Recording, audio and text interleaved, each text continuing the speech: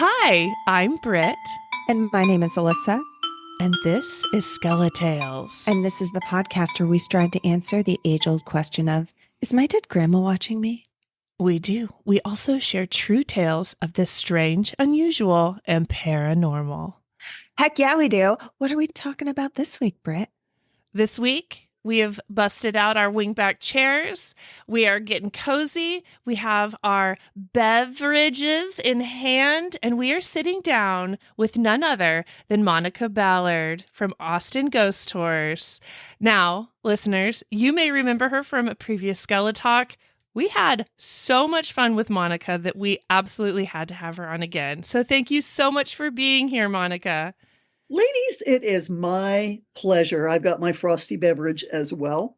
And let's dive in. Cheers. Yeah. Welcome. I was just ready to dive in and talk about the exciting things we've got going on with the original Austin Ghost Tours. We've got new paranormal investigations that are happening, as well as our walking tours that happen every Friday, Saturday, Sunday. So in addition to those, we are offering paranormal investigations twice a month at Pioneer Farms. You know that creepy place. Oh, yeah. In addition to that, we've just started, as of last March, at Scottish Rite Theater in downtown Austin, which was built in the 1870s by German immigrants and has a variety of things going on there. It's used as a performance venue, children's theater, and also ceremonies for the Masons, the Scottish Rite Masons. So, when there's rituals involved and Sacrifices. sacrifices, a bunch of men coming together and societies and things like that, a bunch of women coming around and asking questions is gonna excite things on the other side. Stir some shit up. Yeah. Exactly. But we're also very, very excited this year to be offering a trip to Ireland to examine the origins of Samhain. Yeah, this will be happening October the 26th through November 2nd. And the itinerary for this trip is just remarkable. And not to hit the price point too early, but all it takes is a $300 deposit to hold your place. And we're going to delve into some Irish stories and something I imagine that you've probably brushed up against before. That sounds incredible. Alissa and I were talking about the Ireland trip before the interview and what a dream to go stay in a haunted castle and talk about all the spooky things. It sounds absolutely incredible. We're staying in a haunted castle, as well as going to have a private paranormal investigation at a privately owned castle called Leap Castle, which has been featured on a lot of different paranormal shows, including Ireland's Most Haunted as well. And, we have a 2-day seminar with a druidess Ooh.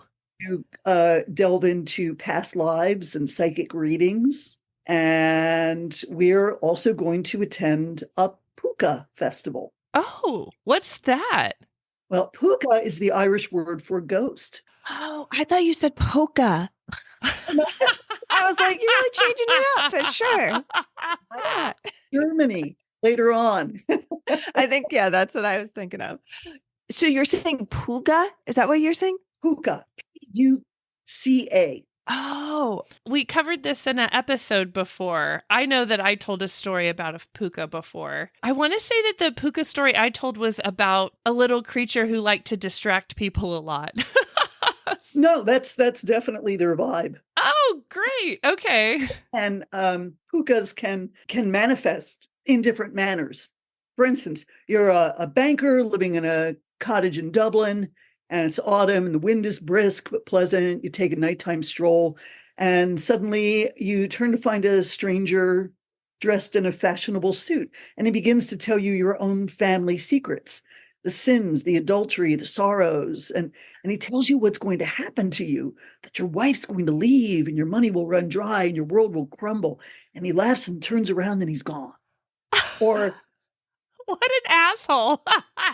maybe you're a plowman and you're in Kilkenny and you're blowing it out the local pub and you're forgetting about your pain on your blistered hands and your sore back.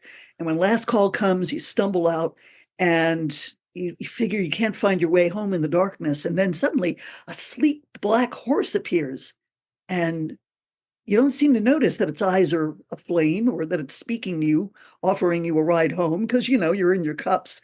And so you jump on its back, and after an impossibly fast and terrifying ride, you wake up in the morning face down in a field.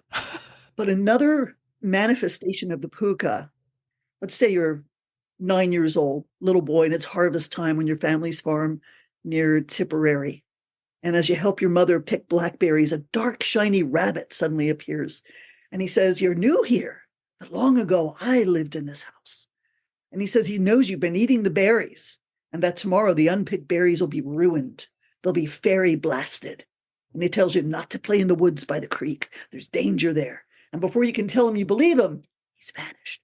All of these Irish tales relate the fortune or sometimes misfortune of encountering a pucca, a shape-shifting trickster, a spirit of the Celtic folklore that usually takes the form of a domestic animal or a human with telltale animal features such as large ears of, fur or tail. It can be part bullock, part pig, part mule, but it abducts wayfarers at night, taking them on frightening cross-country rides and sometimes leaving them at their point of departure at dawn. And it's mostly associated with Halloween, or as it's known there, Samhain. Although look at it, it's spelled Samhain, so it looks like Samhain or something like, but it's Samhain. And that's the autumn festival marking the end of the harvest season. And the pucca is said to destroy any crops not picked before November 1st. Oh. Yes. And pucca can bless humans with good luck or protection, but it can also steal from them, terrify them, or bewitch them. And it's thought to best avoid them or to ward them off. And you can do that with charms, spurs, and cold iron. Okay. Equip us with one of those things when we're in Ireland. I feel like by going to a pucca festival too, you're celebrating them, hopefully bringing on that positive, give me some good fortune vibes. I've seen some videos and pictures and people dress in, animal forms and masks and things like that. And we're going to light the fire, the ancient fire of Samhain. And it's just a marvelous diving into something so ancient. Yeah. Yeah. But I bet you've run into a pucca before. Do puccas, if they are not in the shape of a familiar animal or person, have a form that they prefer to take? I think it probably depends on who they're interacting with. Or maybe it could be up to them as well, what they might Yeah. most familiar with in the setting or something like that. It's said that they are attracted to people who are just a little bit tipsy. Inebriation helps a little bit. But think back to your Shakespeare. Do you remember the name of the mischievous fairy in A Midsummer Night's Dream? Oh, Puck. Yeah. Pucca. Oh. Uh-huh. Interesting. I don't know why I feel, I guess Britt has told me a whole story about puccas, but I feel like this is the first time I've ever heard this word. We get episode amnesia very easily over here. Yeah.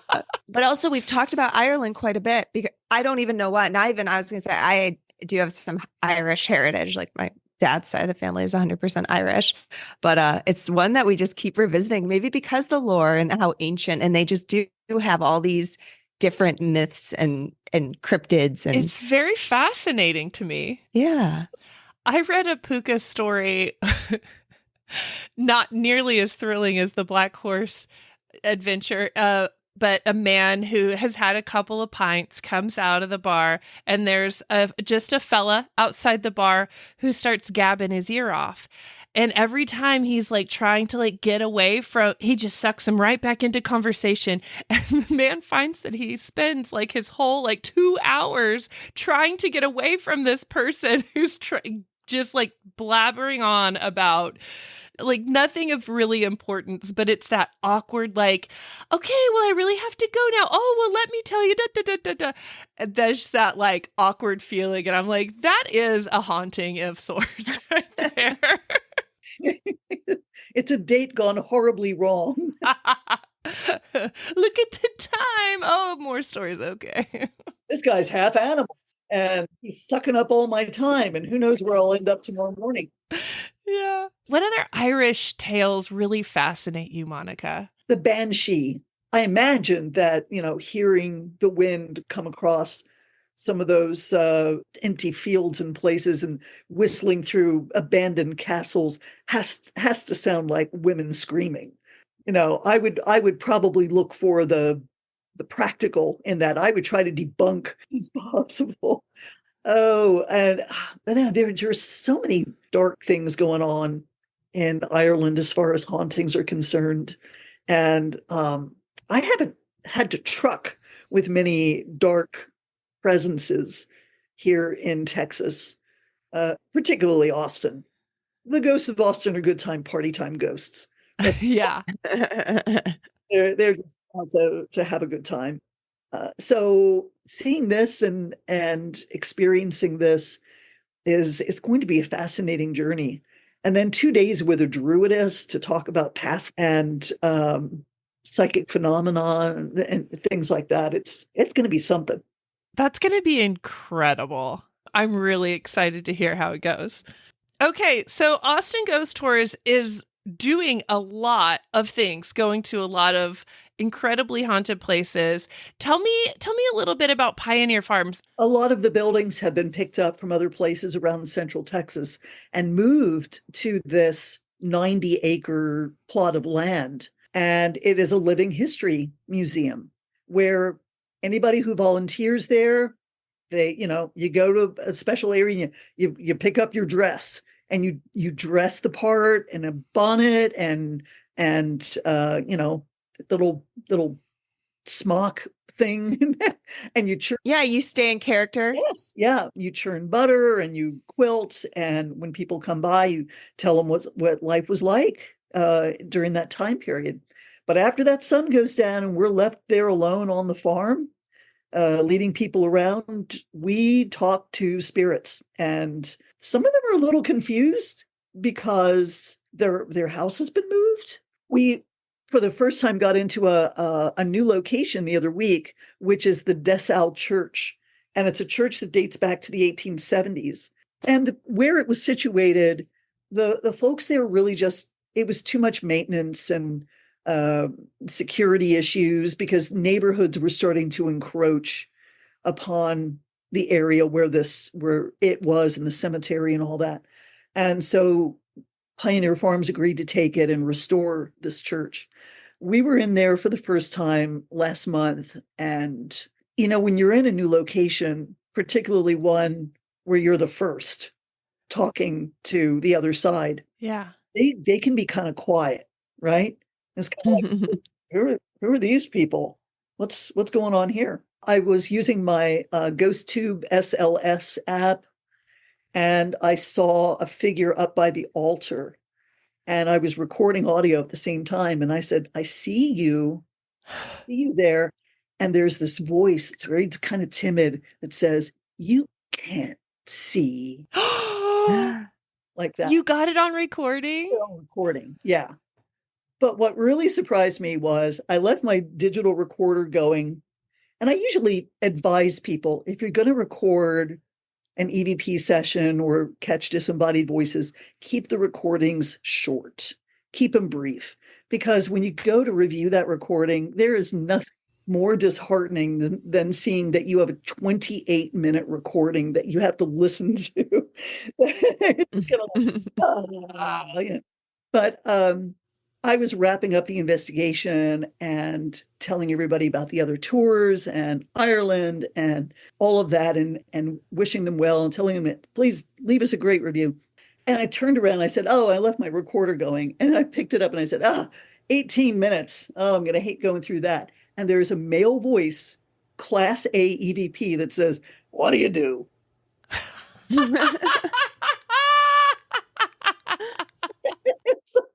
What?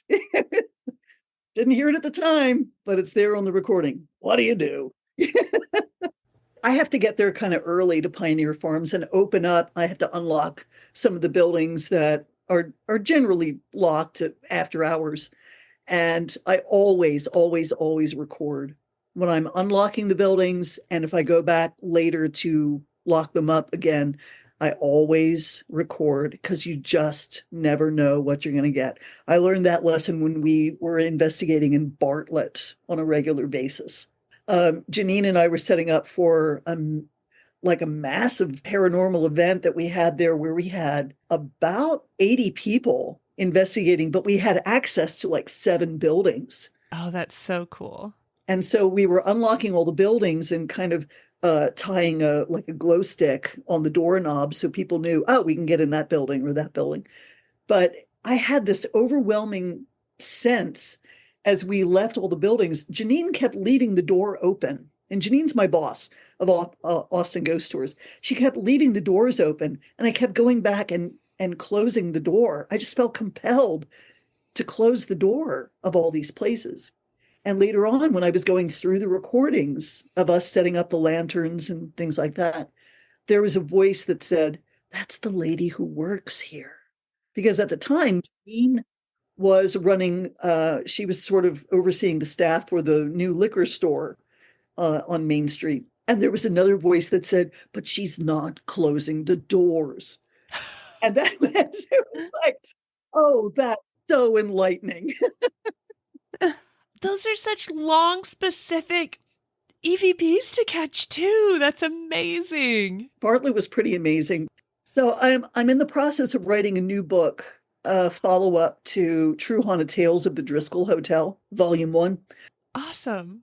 Which is available on Amazon. I'm sure that you can put a link in the show notes. Yes, we definitely will. And I, from our last interview, actually went on Amazon and bought the book and read it. It's such an easy read that hooks you. Like I think I blasted through the book in one day because it was really enthralling. It's only 56 pages. There was another author who wrote a biography of the Driskill Hotel who called it a 56-page pamphlet.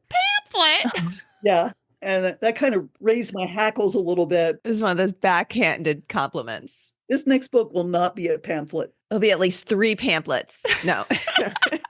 Stapled together. No.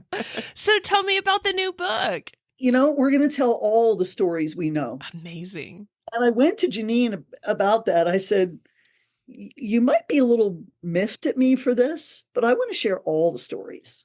And she said, yeah. I feel okay with that. And then I talked to Stephanie, who produces our podcast, Haunted Texas and Beyond.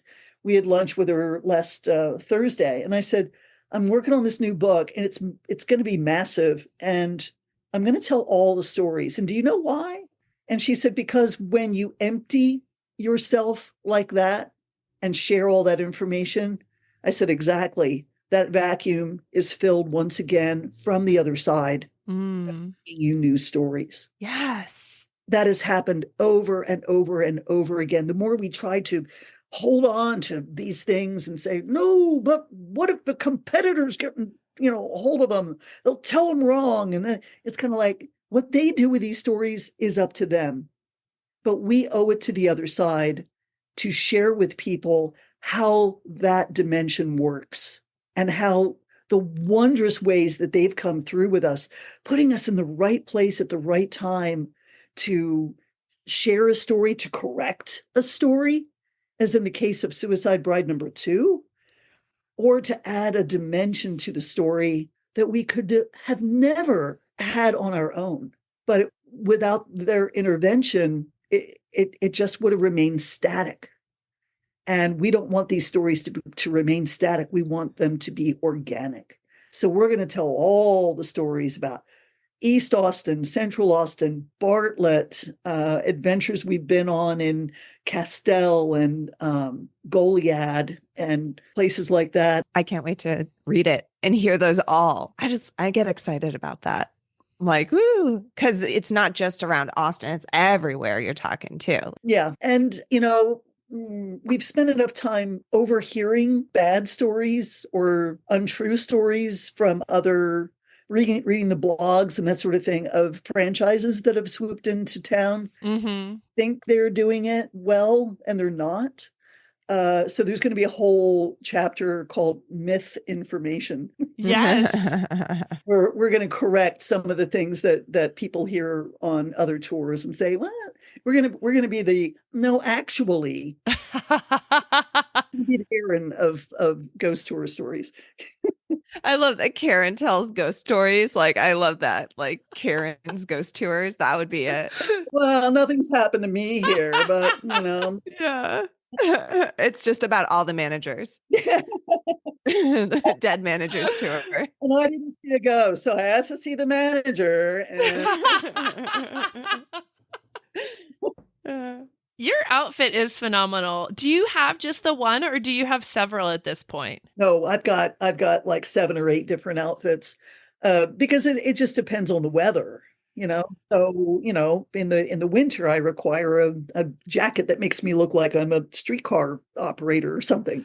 I've got a separate costume that I wear for Pioneer Farms so that the ghosts can relate more to me. I would not wear my city clothes out to Pioneer Farms, right? Yeah. So that Yeah. the spirits there, they know me by my skirt and my cotton blouse and my sort of farmer's hat that I wear. I didn't even think about that probably makes them feel more comfortable around you. Yeah, we do have one spirit there, Mrs. Bell, who doesn't even care for when men wear hats in her house. Oh. She knocked him off. She knocks them off, or they feel uncomfortable being in the house or something like that. We had a person transitioning a couple of months ago who couldn't get past the front fence. Wow. Because they began feeling very nauseous, and they would just turn around and go back beyond the picket fence. They couldn't come in. Interesting. She is still to this day extremely conservative. Oh, that's fascinating. Yeah. I have a separate outfit for Scottish Rite Theatre as well, which is a little bit more steampunkish. You told us a little bit about the Scottish Rite Theatre. What kind of experiences have you had since you've been doing tours there? I've only been on 2 investigations there. We use spirit dice in that location. It's one of the few locations where we try and keep things kind of low tech, because the building has been so horribly wired and rewired through the years that EMF detectors are basically useless. They will give you false readings like crazy because they will just flash at anything and everything. Oh, we had a really, really weird experience my second night there. I was leading everybody on a tour of the building. We start by talking about the Texas Trail of Tears for the Germans, how the German Texans came over to just horrific conditions on the boats.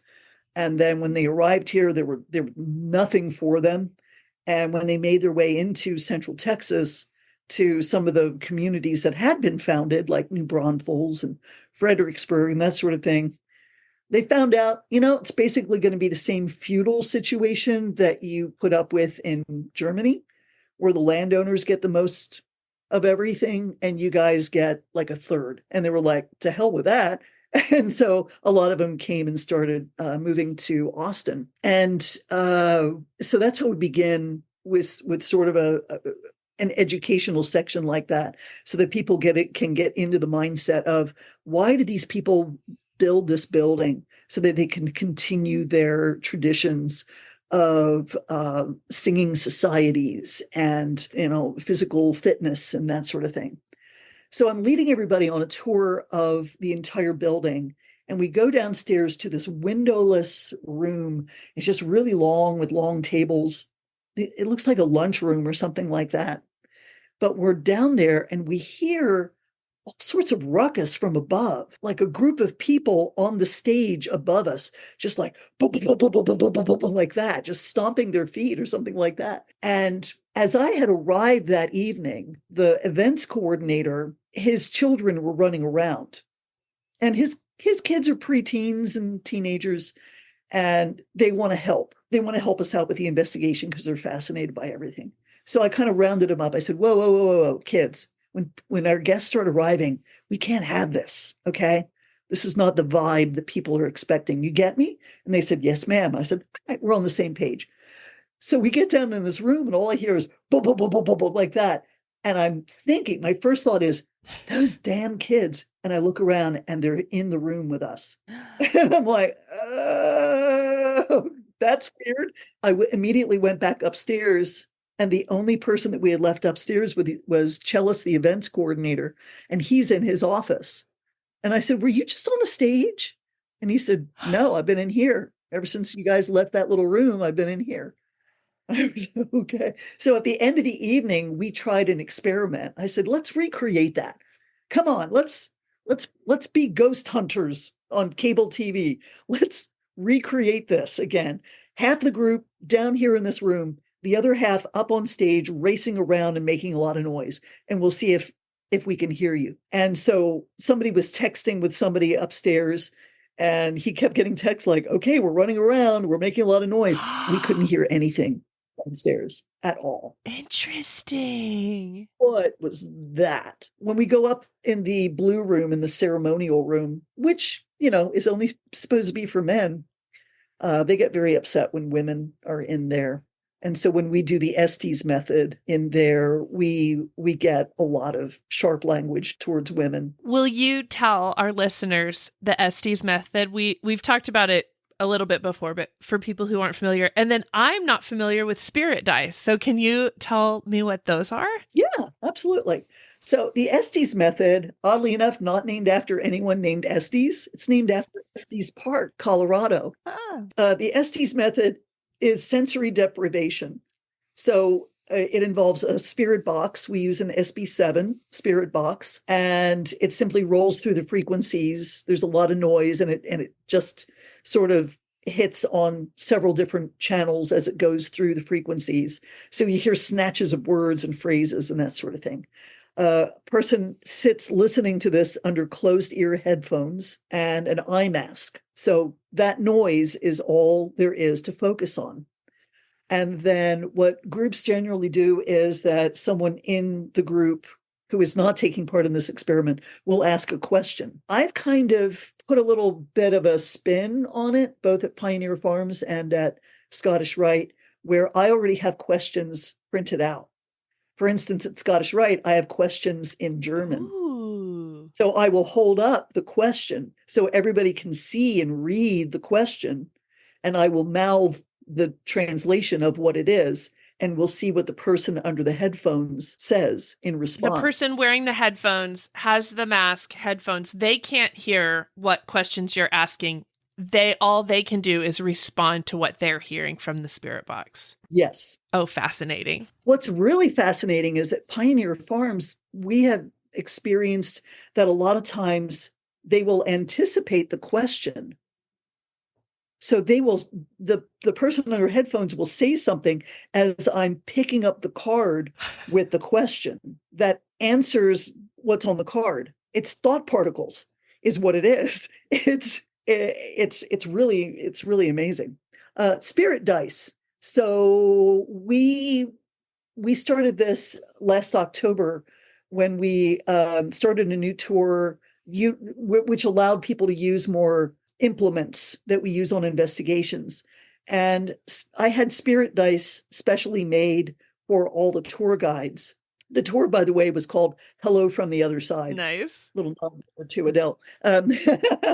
But I had these dice made with words like crime, love, distress, happiness, or something like that. And they're like 6-sided dice. And I had 7 of them in a little pouch. And so what we would do is someone would ask a question, and then we would have people pick a dice, like maybe 4 or 5 people, and they would shake it up in their hands and allow it to settle in their hands, and whatever word was on the top answered the question. It was amazing how many times it answered the question or had something to do with the attitude or flavor of the question that was being asked. Interesting. Oh, that's fascinating. I've not heard of spirit dice before. At Scottish Rite, we did an experiment on stage and put them on the stage with people sitting there. And I remember the very first night we had a gay couple on the tour, on the investigation, and it said words like angry and distress, and then the word kiss and the word blue. And I was like, I can't make sense of any of this. And the couple, one of them came over to me and he said, my boyfriend and I kissed in the blue room when we were in there by ourselves. Nobody would have known what that meant at all except for them. Oh, that's fascinating. Exactly. The look they gave one another when those words came up, and I was going around going, distress, angry, blue, kiss, what the? And they were like, and they immediately, they Really riled him up. all was explained. Yeah. When you were doing the Estes method in that room where the ceremonies were taking place, like what kinds of questions are you asking? And what is maybe like one of the spookier or more profound answers you got while doing that? As I recall, it was, are you trapped here? Can you come and go freely? Did you live in the neighborhood? Will you sing a song for us? Oh, that I just think the sensory deprivation aspect of that is really, I don't know. There's something about that I could picture it so perfectly. And I'm so like, yeah, but it sounds creepy and scary because what if you hear something very unsettling come through those earphones? It's the darkest messages we've ever gotten in town. And I think it's the fact that there are women present in a room that is reserved for a ceremony with men and men only. And so they're quite upset by that. But both locations have given us an opportunity to experiment, and even on the tours, bust out some dowsing rods. There's a new experiment that I do with dowsing rods on the walking tour, where a man got trapped up on the roof of a building, and he thought, if I hang on to the gutter and swing onto the top balcony, I can get into the building that way. But the gutter collapsed beneath his weight and he fell to his death on the sidewalk below. So before I tell that story, I will ask the crowd, has anyone ever used dowsing rods before? And sometimes people do, and that's really, I said, okay, it's real easy. And I get out my dowsing rods that are really long and loosey-goosey, and I will take them down to the end of the street, and I will tell them, I say, I want you to focus on the question, cross the rods where the body fell. And then I will have them walk very slowly up the pavement. And 100% of the time, those rods cross where the body fell. Wow. Everybody's attention. Okay, take a note of that. And everybody's like, what is going on? And then we all gather back at the top of the pavement. And I tell the story about how the man fell there. And I said 100% of the time, the rods cross exactly at the same spot. Oh, that's incredible. I have a question. Sure. Going back to a previous comment you made, Suicide Bride number 2 at the Driskill. Will you tell us her story? Absolutely. Sure. So the myth that we've been telling wrong for 10 years was that she was a socialite from Houston.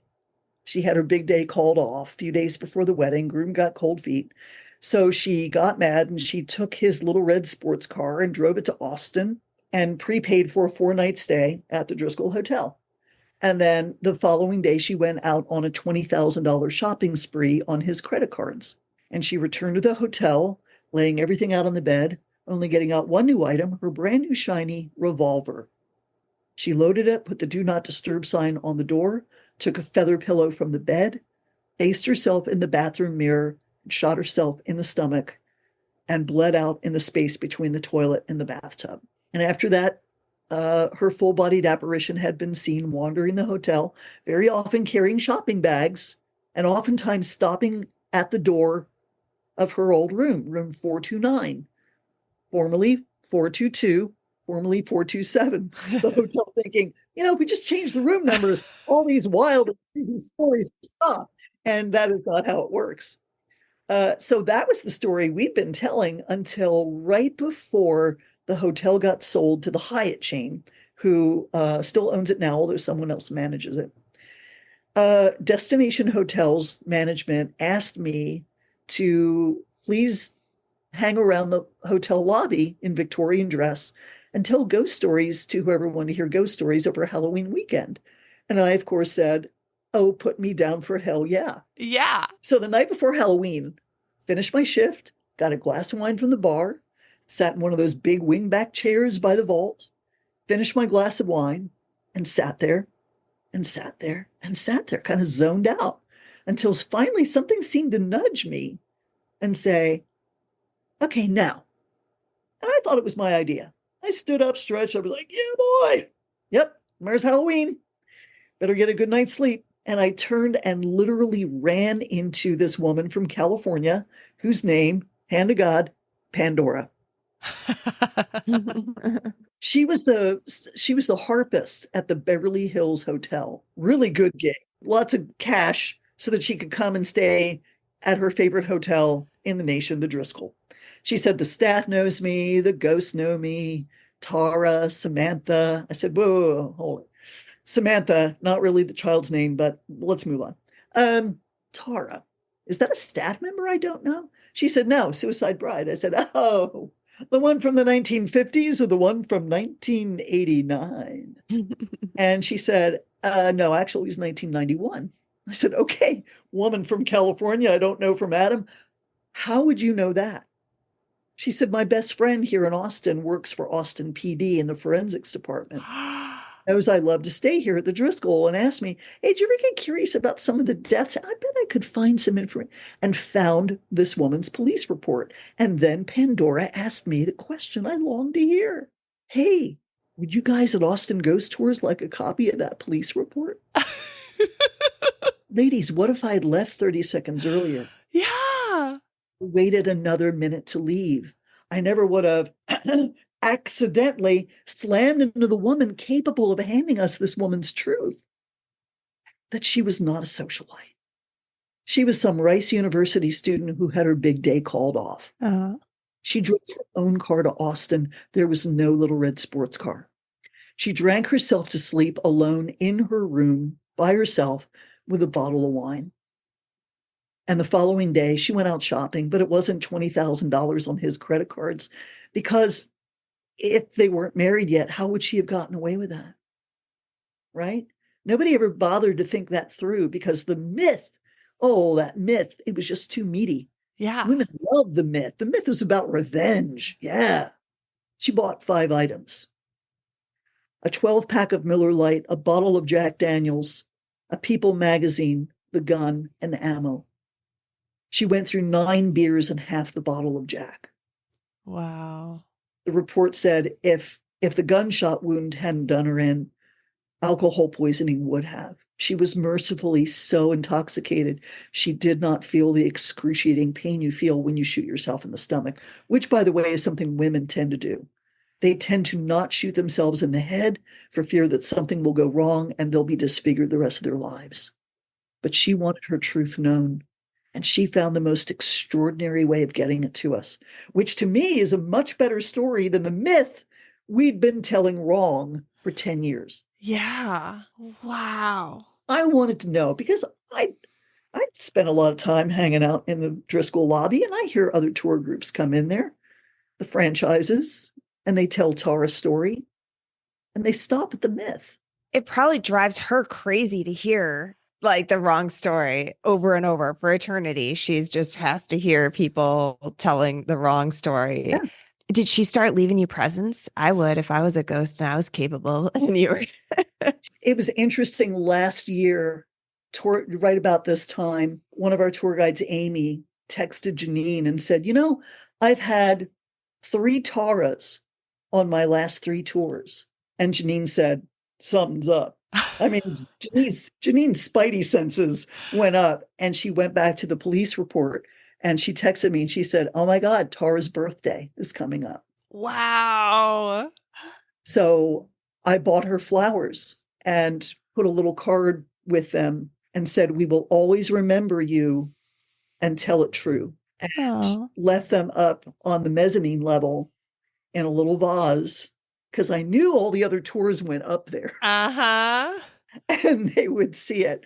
And my psychic friend, Nicole Ricardo, she and I did a session with her. And I brought the PSB 11 and she came through on that. And I recorded the whole session and her voice did come through. And I said, by leaving your truth with us, we're helping other people understand the way it works on your side. And she said, yes, I know. Wow. And I said, we just wanted to thank you for helping us complete your story. And I'm so sorry if I wasn't paying attention before then. And she said, it's all right. And so it was just an amazing session. I'm so grateful to share these stories with people and, not to knock the competitors or anything like that, but we have a saying, you're never truly dead until the living stop telling your story. Yeah. And if we're going to tell these stories, we may as well want to get it right. Absolutely. I'd never heard the German Trail of Tears that I've never heard that before. You just told us about that, which actually brings up another question I wanted to ask.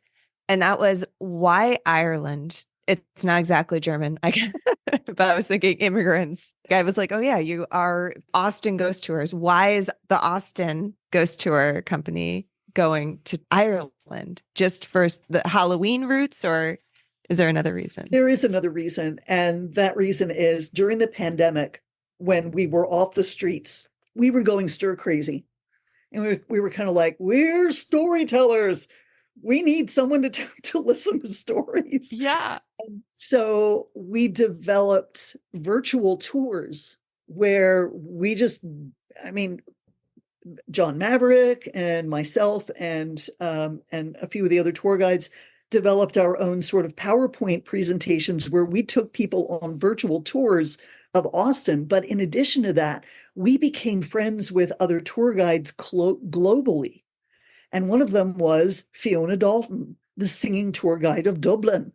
And so we would do Zoom calls with her and she would lead us on tours of Dublin, virtually, in a virtual sense. So she was at her computer and showing us photographs and telling us things. And then she'd always end with a song. And she is going to be part of the welcoming ceremony. So we'll finally get to meet Fiona in person. And she has a one-woman show about an Irish goddess whose name I can't hope to pronounce at this time until I go over there. And then we also made friends with Roberto in Italy, who took us on tours of Pompeii. And so our next venture will probably be to the Rome and Naples area so that we can go see Pompeii in person. I had visited Pompeii before when I was a college student and had a past life recall in that location. So you definitely want to go back. I definitely want to go back. I want to find that house again because we were in this house listening to the tour guide, that kind of thing. And I took a friend of mine by the hand and I said, come with me. There's a garden through here. And I led him through this labyrinth of rooms until we got to the center of the house where there was this little courtyard and garden and water feature. And he said, this is cool. How'd you know this was here? And I was like, I don't know. And he said, all right, well, I'm going to head back now to the group. Okay, so if somebody is at their computer, they're itching to sign up for this Ireland tour. Yes. How can they do that? Where can they go and get started with this process? They can, and $300 down right now is all it takes to reserve your spot. AustinGhostTours.com. There is a link on our homepage, or you can go to WeTravel.com and look for Secret Ireland. And we'll put these links in our show notes as well. Yes. Yeah. Now, if somebody wants to take a ghost tour in Austin, is that the same website they go to schedule their Austin ghost tour? Yes. AustinGhostTours.com. And we have all the adventures there. The walking tours downtown, Scottish Rite Theater, paranormal investigations, and Pioneer Farms. We're out there every first Saturday and third Saturday of the month. We go to different locations on those first and third weeks, so you can have a different experience. Very cool. And remind the listeners again, if they would like to go find your book, where they can do that. Yeah, True Haunted Tales of the Driskill Hotel. And it's available on Amazon.com. We had one last question. We do. So we've interviewed Monica before. We've asked her our final typical question, which is what 3 objects she would need to be summoned from the dead in a seance. To hear that answer, you have to go back to her first SkeleTalk here. But we have a new question for Monica, part 2.